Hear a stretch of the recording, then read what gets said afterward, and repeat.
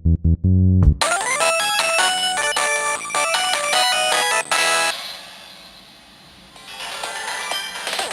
everyone, and welcome to, wait, where am I? Oh great, that's just fantastic. I'm inside a Game Boy Micro again, aren't I? Oh, I hate when that happens, right?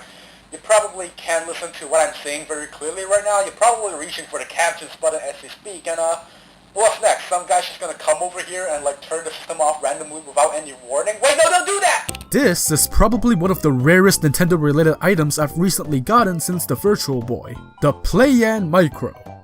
I don't blame you at all if you've never heard of it. You get barely any suggestions if you look it up on YouTube. If you search for it on eBay, well, as of this video, you only get a listing for a guidebook, and it's rarely being sold at all. So what was the Play-Yan Micro? Well, it was one of two different media devices released by Nintendo for the Game Boy Advance at the very end of its lifespan, like 1 year after the DS launched. The GBA was no stranger to playing full motion video. In 2004, Game Boy Advance video cartridges containing different Western animated shows and movies were released, but the Play-Yan allowed you to play your own media content instead. The original Play-Yan was released in February 2005 in Japan for 5,000 yen.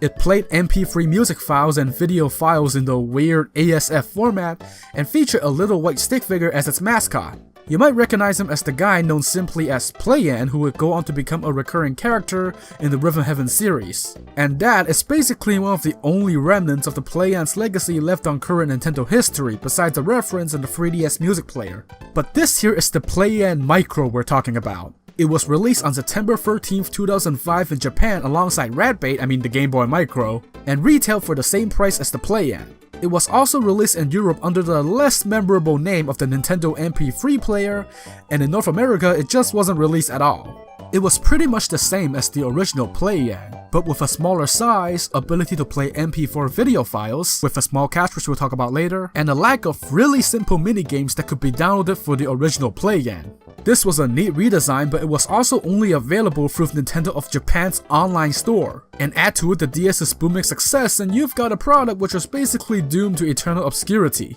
To get one of these nowadays, you probably have to lurk around Japanese online auctions until one comes up or something. I was very lucky to find a local seller, so I'm glad I'm able to cover it for you guys here.